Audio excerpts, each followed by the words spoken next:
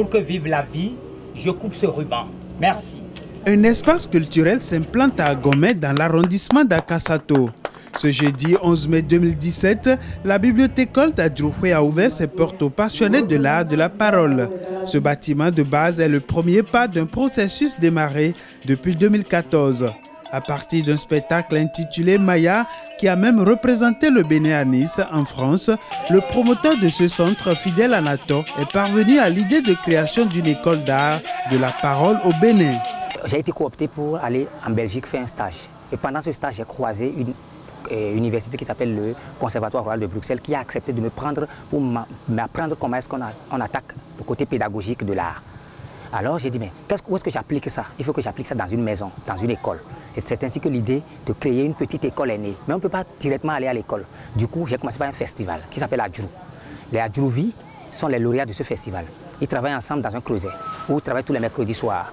Autour d'eux, les enfants du village vont ensemble apprendre, aller à l'école de l'art. Et où? Dans une bibliothèque, parce que j'ai remarqué que le niveau est totalement bas. Avec l'appui du Centre de la jeunesse de littérature et la Maison de contes de Bruxelles, cette bibliothécole d'Adjouhoué a bénéficié de 23 cartons de livres de contes. Tous les mercredis soirs, elle va accueillir environ 500 visiteurs, encadrés par 2 formateurs professionnels des métiers d'art. Si aujourd'hui Fidèle Anato, avec son âge et tout ce qu'il a déjà fait, à l'idée d'installer une bibliothèque de livres de contes, je crois qu'il faut que le gouvernement accompagne. Parce que c'est ce genre d'initiative qu'il fallait par exemple que le fonds d'aide accompagne. Le projet est à mi-chemin et mérite d'être soutenu. C'est ce qu'a compris cet homme. Monsieur Hubert Kenom, président de l'Alliance des Nouveaux Congrès ANC Nouvelle Génération, est co-parrain de ce centre.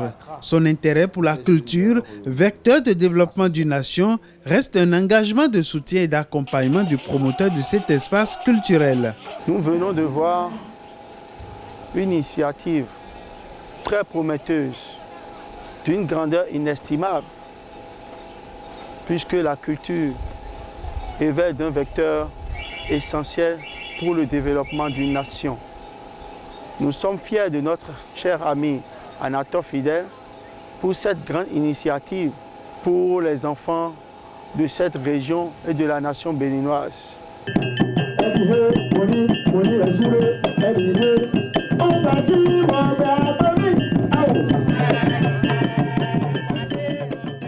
L'univers d'Adjouhoué valorise l'art de la parole et rend hommage à une figure emblématique, celle qui a donné la vie et le goût de l'art aux promoteurs du centre.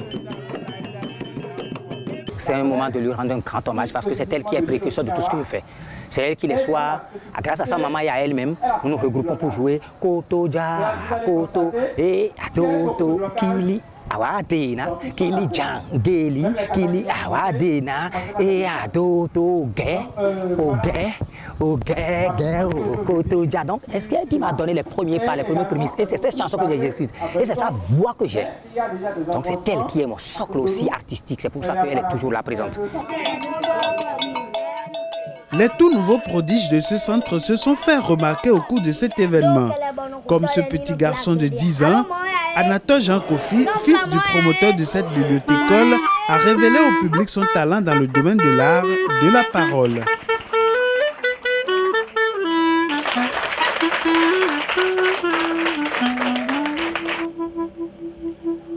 L'enfant est le père de l'homme. L'enfant est le père de l'homme.